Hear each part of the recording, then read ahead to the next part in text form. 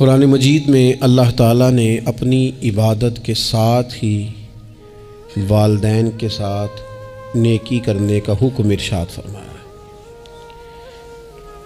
کئی جگہوں پہ قرآن مجید میں ارشاد فرمایا، سورہ بقرہ میں پہلے پارے میں فرمایا اللہ کے علاوہ کسی کی عبادت نہ کرو اور اپنے والدین کے ساتھ احسان کرو۔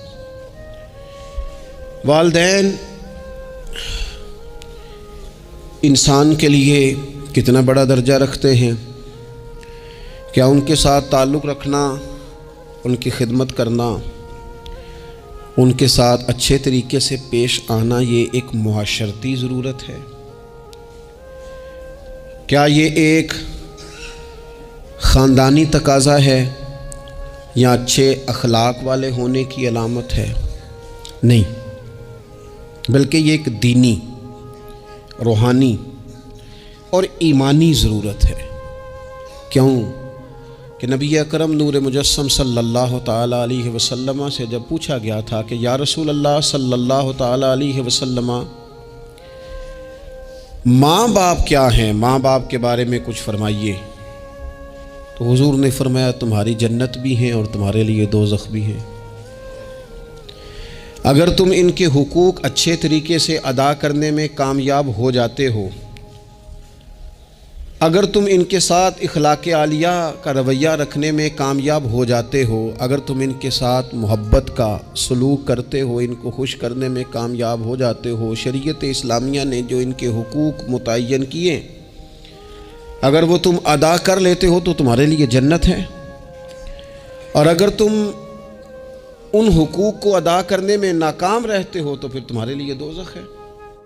تو یہ ایک دینی، روحانی، ایمانی ضرورت ہے، اس کا ہمیں احساس ہونا چاہیے۔ ظاہر ہے ہم انسان ہیں اور والدین بھی انسان ہیں، ایسا نہیں ہو سکتا کہ ان کا رویہ ہمیشہ ہی ٹھیک ہو۔ یہ کیسے ممکن ہے کہ وہ کبھی خطا نہ کریں؟ یہ کیسے ہو سکتا ہے کہ کبھی ان کے رویے میں ترش روئی نہ آئے، وہ کبھی تلخ نہ بولیں؟ یہ بھی بہت ساری جگہوں پہ دیکھا گیا ہے، اور یہ 100% حقیقت ہے کہ بعض مقامات پر والدین انصاف بھی نہیں کر پاتے۔ لیکن ایک مسلمان بیٹے کو کیا حکم دیا گیا ہے، اور اس سے شریعت نے یہ مطالبہ کیا ہے کہ والدین کا جو معاملہ ہے، ان کا جو رویہ ہے، اس کے لیے وہ رب کی بارگاہ میں جواب دہ ہیں۔ ساری عدالتیں دنیا میں تو نہیں نہ لگنی، ایک عدالت صبح قیامت بھی تو قائم ہوگی۔ اگر وہ کہیں کسی مقام پر، کہیں جگہ پر وہ کسی غلطی کا شکار ہیں تو عند اللہ جواب دیں گے۔ ہم کیا کریں؟ تو حضور علیہ الصلوۃ والسلام نے فرمایا اگر تمہارے ماں باپ تم پر ظلم بھی کریں تو تم نے پھر بھی نیکی کرنی ہے، تمہارے رویے سے خیر ہی پھوٹنی چاہیے، تمہارے لب و لہجے سے ان کے لیے ہمیشہ خوبصورت رائے کا اظہار ہی ہونا چاہیے، تمہارے بازو ان کے لیے ہمیشہ کھلے رہنے چاہیے، اور تمہیں ان کے معاملے میں ہمیشہ اپنے رب کو جواب دینے کا تصور قائم رکھنا چاہیے، تمہارے اندر کہیں کمزوری نہ آئے۔ میں بڑی دیر سے اپنے دوستوں کی توجہ اس بات کی طرف مبذول کرا رہا ہوں کہ انسان کے ساتھ ہی ساری چیزیں رہتی ہیں، بیماریاں بھی، پریشانیاں بھی، کاروبار کا اتار چڑھاؤ بھی۔ انسان کے ساتھ دوستوں کی کبھی وفاداری، کبھی بے وفائی، کبھی بچوں کے مسائل، کبھی دیگر رشتہ داروں کے مسائل۔ اسے حکم یہ دیا گیا ہے، اسے سمجھایا یہ گیا ہے کہ وہ کسی ایک چیز میں الجھ کر باقی چیزوں کو بھولنا نہ شروع کر دے، کسی ایک پریشانی، ایک آزمائش کی وجہ سے اپنی زندگی کے سارے معاملات کو داؤ پہ لگانا نہ شروع کر دے، بلکہ وہ اپنے دل کو، اپنے سینے کو، اپنی طبیعت کو کشادہ رکھے۔ یہی معاملہ ماں باپ کے تعلق سے ہوتا ہے۔ ہم نہ ذرا دیگر کاموں میں بعض اوقات اس طرح کو الجھتے ہیں کہ اپنی اس اہم ذمہ داری سے ہم نظریں ہٹا لیتے ہیں۔ میرے نبی اکرم صلی اللہ تعالیٰ علیہ وسلم سے ایک شخص نے یہ عرض کیا تھا کہ یا رسول اللہ صلی اللہ تعالیٰ علیہ وسلم، میں نے نہ تیز دھوپ میں جلتی اور تپتی ہوئی زمین پر کئی میل کا سفر اپنی ماں کو اٹھا کے اس طرح کیا ہے کہ میرے پیروں میں جوتے نہیں تھے۔ اس پوری بات کو پھر سے آپ سمجھے بھلا میں نے کیا کہا۔ یعنی گرم زمین پر گرمیوں میں چلنا ایک انتہائی مشکل کام ہے، اور پھر گرمی اگر عرب شریف کی ہو اور صحرائی علاقہ ہو، اور پھر آپ نے ایک شخص کو بھی کندھوں پر اٹھایا ہوا ہو۔ یا رسول اللہ صلی اللہ تعالیٰ علیہ وسلم، گرم موسم میں گرم ریت پر ننگے پاؤں ماں کو اٹھا کر میں نے میلوں کا سفر کیا ہے۔ خدا را میری بات کو تقریر نہ سمجھنا، یہ ایک غلام نے اپنے نبی سے سوال کیا ہے۔ اس سوال کی لذت کو محسوس کریں اور پھر جواب کا حسن ملاحظہ کریں۔ عرض کی حضور، بڑا میں نے سنا ہے کہ ماں باپ کی خدمت کا حق ادا کرنا چاہیے، تو وہ میں کوئی حق ادا کر سکا ہوں، کوئی خدمت کر سکا ہوں؟ اس نے کہا میں نے میلوں ننگے پاؤں تپتی زمین پر صحرا میں سفر کیا ہے۔ تو محبوب کریم نے بھی اسے سبق یاد کرایا۔ اس نے اپنی طرف سے خدمت بتائی تھی تو حضور نے ماں کی شفقت بتائی۔ فرمایا جب تو پیدا ہوا تھا تو تیری ماں کو درد کے جھٹکے آئے تھے، وہ جو جھٹکے آئے تھے نا، ان جھٹکوں میں سے اب یہ ایک جھٹکے کا بھی تو حق ادا نہیں کر سکا۔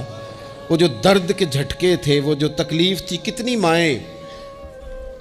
کتنی مائیں دوران زچ کی دنیا سے چلی جاتی ہیں۔ وہ بیٹا پیدا کر گئی، خود رخصت ہو گئی، وہ جان پر کھیل گئی، لیکن ایک زندگی دنیا میں چھوڑ گئی۔ لیکن کیا کبھی ایسا ہوا ہے کہ کسی ماں نے کہیں کھڑے ہو کے کہا ہو کہ اوہو میں نے بڑا کام کیا ہے، میں نے بڑی خدمت کی ہے، میں نے یہ کیا ہے، میں نے یہ اعزاز دیا ہے، لیکن بچے تھوڑا سا کر کے نا، آپ نے ناراض نہیں ہونا، میں نے اپنے کانوں سے یہ باتیں سنی ہیں کہ جی الحمدللہ میں نے ابا جی کو حج کرایا ہے، شکر ہے اللہ کا جی، ابا جی میرے پاس ہی تھے جی، باقی بھائیوں کے پاس نہیں تھے۔ تو ابا جی کس کے تھے؟ پڑوسی نے حج کرانا تھا، آپ کے پاس تھے نا، تو آپ کے والد ہی تھے نا۔ آپ نے یہ 20 مرتبہ بتایا ہے کہ والد کی میں خدمت کرتا ہوں، میرے پاس رہتا، یہ بھی بتاؤ کہ ابا نے مجھے حصہ کتنا دیا ہے۔ ساتھ یہ بھی بیان کرو کہ صرف ابا ہی میرے پاس نہیں رہتا، میں نے بھی ساری زندگی باپ کے پاس ہی گزاری ہے۔ اس نے بھی کبھی کہا تھا چاروں میرے پاس ہوتے ہیں، پانچوں میں نے رکھے ہوئے ہیں۔ کیا مذاق ہے، کتنی چھوٹی سوچ ہے۔ اپنے والدین کے ساتھ بڑا رویہ عمدہ کیا جائے، کبھی نہ الجھنا۔ خبردار، ایک مقام پر ماں باپ کی نافرمانی کی جا سکتی ہے، وہ کب؟ جب وہ آپ کو دین کے مخالف چلنے کا کہیں، جب رب رسول کی مخالفت کا معاذ اللہ کہیں، اور مسلمان والدین یہ کبھی کہہ سکتے نہیں۔ باقی ہر کام میں ان کی فرما برداری ہے، ان کی خدمت ہے، ہر جائز کام میں ان کی بات کو تسلیم کرنا ہے۔ بلکہ حضرت اسماء بنت ابی بکر صدیق، حضرت صدیق اکبر رضی اللہ تعالی عنہ کی صاحبزادی ہیں، انہوں نے ایک دفعہ نبی پاک علیہ السلام کی خدمت میں ایک سوال بھیجا تھا۔ عرض کی یا رسول اللہ صلی اللہ تعالی علیہ وسلم، ماں مشرکہ ہے، اللہ رسول کو نہیں مانتی، معاذ اللہ، ماں مشرکہ ہے، تو حضور وہ مجھ سے ملنا چاہتی ہے، کیا میں اس سے حسن سلوک کر سکتی ہوں؟ تو نبی کریم نے فرمایا تیری تو ماں ہے نا، چل تو اچھا سلوک ہی کر، تو اپنا رویہ اس کے ساتھ ٹھیک رکھ، کیونکہ تیری والدہ ہے۔ میں آج حقوق والدین پر تقریر نہیں کرنے جا رہا، بس ایسے ہی مجھے خیال آیا۔ میں ایک دوست نے ایک سوال پوچھا ہے، مجھے اچھا لگا ان کا بات پوچھنا۔ انہوں نے یہ پوچھا ہے کہ اگر کسی شخص کے والدین دنیا سے چلے جائیں اور جانے کے بعد اسے احساس ہو کہ مجھ سے بڑی غلطیاں ہو گئیں، اسے احساس ہو کہ بڑی کوتاہیاں ہو گئیں، بڑی جگہوں پہ میں بھول گیا۔ بہت سارے لوگوں کو پچھتاوا ہوتا ہے کہ یار بڑی چیزیں تھیں جو ہم کر سکتے تھے پر ہم سے نہیں ہو سکیں۔ انہوں نے پوچھا جی کوئی اب بھی کوئی اس کا حل ہے؟ تو میں نے کہا ہے نا، ہم رسول رحمت کے ماننے والے ہیں صلی اللہ تعالی علیہ وسلم۔ نبی پاک صلی اللہ تعالی علیہ وسلم نے ارشاد فرمایا، الترغیب والترہیب میں حدیث موجود ہے، حضرت انس بن مالک رضی اللہ تعالیٰ عنہ حدیث کے راوی ہیں۔ اللہ کے پیارے حبیب علیہ الصلاۃ والسلام نے فرمایا جس بندے کے والدین یا دونوں میں سے کوئی ایک انتقال کر جائے اور وہ معاذ اللہ ان کا نافرمان ہو، تو فرمایا پھر ان کے لیے دعا کرتا رہے، استغفار کرتا رہے، کرتا رہے، کرتا رہے، کرتا رہے، امید ہے اللہ اسے نیکوکاروں میں لکھ دے گا، وہ فرما برداروں میں آ جائے گا۔ شرط یہ ہے کہ وہ ان کے لیے استغفار کرے، دعائے مغفرت کرے، اب ان کے لیے وہ اب ہی شروع کر دے ان کو یاد کرنا، اب ہی اس مقام پر آ جائے، ابھی کچھ سوچ لے، تو اللہ تعالیٰ کی بارگاہ سے کرم کی امید ہے کہ اللہ اس نے جو زندگی میں اس سے غلطیاں ہو گئی، رب اس کی ان غلطیوں کو معاف کر دے گا۔ روز استغفار کرے۔ ایک دوست نے مجھ سے ایک دفعہ پوچھا تھا کہ حضرت صاحب والدین چلے گئے ہیں، ان کے لیے کیا کروں؟ تو بڑی بڑی چیزیں بھی کی جا سکتی ہیں، لیکن میں نے اپنے اس محبت والے دوست کو یہ محبت والا مشورہ دیا تھا کہ میں چونکہ آپ کو جانتا ہوں آپ نماز میں کوتاہی کرتے ہیں، آپ نہ نماز پڑھنی شروع کر دیں۔ وہ کہنے لگے جی وہ تو میں پڑھوں گا، والدین کے لیے کیا کروں؟ میں نے کہا نماز پڑھیں، ہر نماز کی آخری رکعت میں کہو گے نا ربنا اغفر لی ولوالدیّ، کہو گے نا ہر نماز میں، تو کتنا بڑا اجر ملے گا آپ کے والدین کو۔ اور پھر وہ سارا اسلوب کہ پہلے آپ نے قیام کیا، پھر آپ نے رکوع کیا، پھر آپ نے سجدہ کیا، پھر آپ اتحیات میں بیٹھے، پہلے آپ نے اللہ کی بارگاہ کے اندر اس کی عبادت کرنے کا دھم بنا، پھر اس کی وحدانیت کی شہادت دی، پھر اس کے محبوب پر درود پڑھا، اتنے سارے کام کر کے اب آپ نے آخر میں کہا ربنا اغفر لی ولوالدیّ، یا اللہ مجھے بخش دے اور میرے والدین کو بخش دے۔ تو بتائیے اللہ کتنا کرم فرمائے گا۔ تو اپنے والدین کے لیے ان کے جانے کے بعد بہت ساری چیزیں ہیں، کفن دفن کا بندوبست کیا جائے، جنازے کا اہتمام کیا جائے، لیکن کچھ چیزوں کو نبی پاک علیہ الصلاۃ والسلام نے ذرا توجہ سے ہمیں سمجھایا ہے اور ہماری بار بار توجہ دلائی ہے۔ ایک شخص نے عرض کیا تھا یا رسول اللہ صلی اللہ تعالیٰ علیہ وآلہ وسلم کہ میرے والدین دنیا سے چلے گئے ہیں، تو کیا اب بھی میں ان کے ساتھ کوئی بھلائی کر سکتا ہوں؟ اچھا پہلے میں آپ سے ایک بات عرض کروں، ہمیں موقع ملتا ہے ختمات شریف پہ جانے کا، ایصال ثواب کی مجالس میں حاضری کا، اور پھر اللہ تعالیٰ یہ بھی موقع دیتا ہے کہ بعض اوقات مسلمانوں کے لیے دعا کرتے ہیں، اور ہمارے ذمے لگا دیا جاتا ہے کہ جناب اتنا ایصال ثواب کرنے کے لیے اہتمام کیا گیا ہے تو یہ آپ کر دیں۔ تو ہم پتہ کیا کرتے ہیں، ہم کہتے ہیں کہ جناب جانے والے کا نام بتاؤ، نام بتاتے ہیں تو ہم فلاں بن فلاں کہہ کے جو نام بتایا جاتا ہے ان کے لیے دعا کر دیتے ہیں، لیکن جب والدین کے لیے دعا کرتے ہیں پھر نام تو نہیں نہ لیتے، پھر کیا کہتے ہیں یا اللہ میرے والد کو بخش دے، میری والدہ کی مغفرت۔ اس کا مطلب ہے وہ دنیا سے چلے گئے، آج بھی ماں باپ ہیں، وہ رخصت ہوئے، انہوں نے پردہ کیا، ان کی روح کا رشتہ ٹوٹا ہے، پر تیرا رشتہ ان کے ساتھ آج بھی قائم ہے، تیرا تعلق ان سے ٹوٹ سکتا، وہ تیرا تعلق، میں نے ایک دفعہ پہلے بھی کہا تھا، میرا بیٹا شاید قد میں مجھ سے تھوڑا اونچا ہو گیا ہو، اور اللہ تعالیٰ نے مجھے بڑے محبت والے سنگی دیے، میں نے اپنی حیثیت اہمیت سے بڑھ کر دنیا میں محبت پائی، لیکن میں نے اپنی زندگی میں سب سے زیادہ اپنے والد کی کمی محسوس کی، میں بڑی محسوس کی۔ ابھی بھی کبھی کبھی سوچتا ہوں کہ کچھ باتیں صرف ان سے ہو سکتی ہیں، کسی اور سے نہیں ہو سکتی۔ کبھی کبھی محسوس ہوتا ہے کہ ان کے دامن کے اندر ٹھنڈ کے موقع پر نگ ملتا تھا اور گرمی کے موقع پر ٹھنڈی ہوا آتی تھی۔ یہ خاص انہی لوگوں کا وطیرہ ہے، یہ انہی کا خاصہ ہے، پتہ نہیں اللہ نے کس طرح ان لوگوں کو بنایا ہے اور کس طرح کا یہ رشتہ بنایا۔ تو نبی اکرم صلی اللہ تعالیٰ علیہ وسلم کی خدمت عالی مرتبت میں عرض کیا، صحابی نے، سنن ابو داؤد شریف میں حدیث ہے، عرض کی یا رسول اللہ صلی اللہ تعالیٰ علیہ وسلم میرے والدین چلے گئے تو کیا میں ان کے جانے کے بعد بھی ان کے لیے کچھ کر سکتا ہوں؟ تو نبی پاک نے 5 باتیں ارشاد فرمائیں۔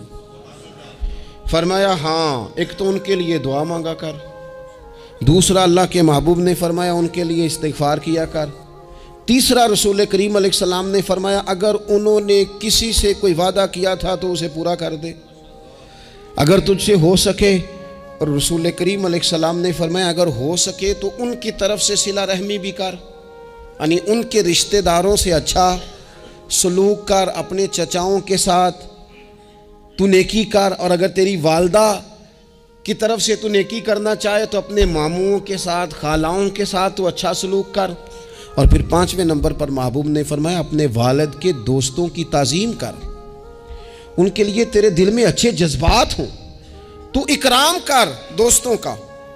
اور والد کے دوستوں کے اکرام کا تو اتنا بڑا درجہ ہے کہ حضرت ابو بردہ رضی اللہ تعالیٰ عنہ تشریف لائے مدینہ طیبہ میں، حضرت ابو بردہ مدینہ طیبہ میں تشریف لائے تو حضرت عبداللہ ابن عمر رضی اللہ تعالیٰ عنہ ان سے ملنے پہنچ گئے فٹافٹی. مصروف آدمی تھے حضرت عبداللہ ابن عمر، بہت بڑے مفتی تھے، لوگ ہر وقت مسائل پوچھتے تھے، حج کے سب سے زیادہ مسائل انہی کو آتے تھے، اور صحابہ میں ایک بہت بڑا مقام رکھتے تھے. حضرت عبداللہ ابن عمر فوراً حضرت ابو بردہ رضی اللہ تعالیٰ عنہ سے ملاقات کے لیے پہنچے، اور پہنچتے ہی فرمانے لگے آپ کو پتہ ہے میں آپ سے کیوں ملنے آیا ہوں؟ حضرت ابو بردہ کہنے لگے میں تو خود بڑا حیران ہوں کہ آپ ایک مصروف آدمی اور آپ ٹائم نکال کر کے میرے پاس تشریف لائے. فرمانے لگے اس لیے آیا ہوں کہ میرے والد آپ کے والد کے دوست تھے، حضرت فاروق اعظم کے دوست تھے آپ کے والد. اور یہ صحیح ابن حبان میں یہ لفظ موجود ہیں. حضرت سیدنا عبداللہ ابن عمر رضی اللہ تعالیٰ عنہ فرمانے لگے نبی پاک علیہ السلام نے فرمایا ہے کہ جو اپنے والد کی قبر میں ان سے اچھا سلوک کرنا چاہے وہ والد کے دوستوں کے ساتھ اچھا سلوک کرے، وہ اس رویے کو، اس محبت کو قائم کرے، اس چیز پر خاص اہتمام کرے، خاص ذوق دے. ہمارے ہاں نا جی ہم جلدی سے مصروف ہو جاتے ہیں اور اپنے دوستوں کو زیادہ ٹائم دیتے ہیں، اپنا آنا جانا، اپنا اٹھنا بیٹھنا، اپنے شب و روز ان میں ہم زیادہ وقت گزارتے ہیں. کرنے کا کام یہ ہے کہ تھوڑا ٹائم نکال کے، تھوڑی فرصت دیکھ کر اس پر تھوڑی توجہ دی جائے. اسی طرح معروف روایت سیاستہ میں موجود ہے، حضرت مالک بن دار کہتے ہیں کہ میں حضرت عبداللہ ابن عمر کے ساتھ جا رہا تھا تو میں نے دیکھا ایک بدو ننگے پاؤں اور ننگے سر آ رہے ہیں. حضرت عبداللہ ابن عمر نے فٹافٹ انہیں اپنی سواری بھی دے دی، سیاستہ سے حدیث عرض کر رہا ہوں، سواری بھی دے دی اور پگڑی بھی دے دی.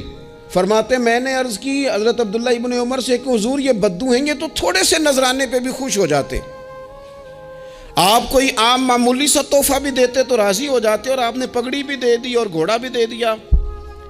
حضرت عبداللہ ابن عمر کہنے لگے یہ کوئی عام آدمی نہیں، یہ میرے والد کے دوست ہیں، اور والد کے دوستوں سے محبت کرنا یہ ہمیں رسول رحمت نے سکھایا ہے. کیونکہ اصلاں نال جے نیکی کریے تو نسلاں تاک نہیں بھول دے. محبتوں کو قائم رکھنا، ان کو دوام دینا. ہمارا تو چچا کے ساتھ سلوک نہیں رہتا، توجہ نہیں رہتی. ہم نے اصالِ ثواب کا جو مفہوم بنا لیا ہے وہ بڑا گڑبڑ ہے.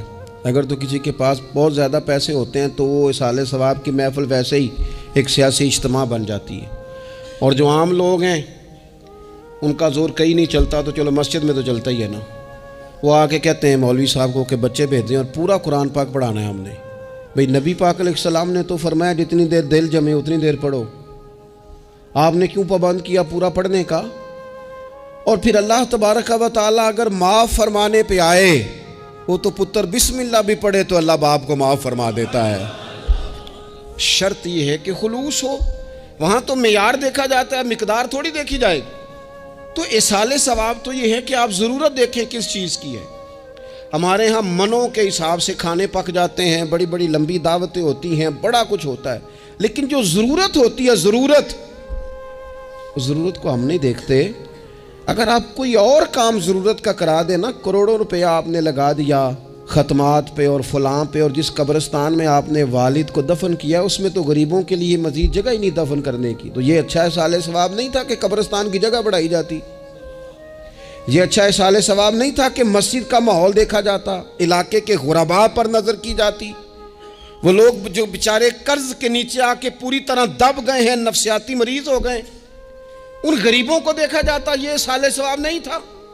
آپ دیکھیے حضرت سعد رضی اللہ تعالیٰ عنہ نے حضور کی بارگاہ میں عرض کی یا رسول اللہ صلی اللہ تعالیٰ علیہ وآلہ وسلم، میری ماں ایک غلام آزاد کرنا چاہتی تھی، اگر میں ان کی طرف سے وہ غلام آزاد کر دوں.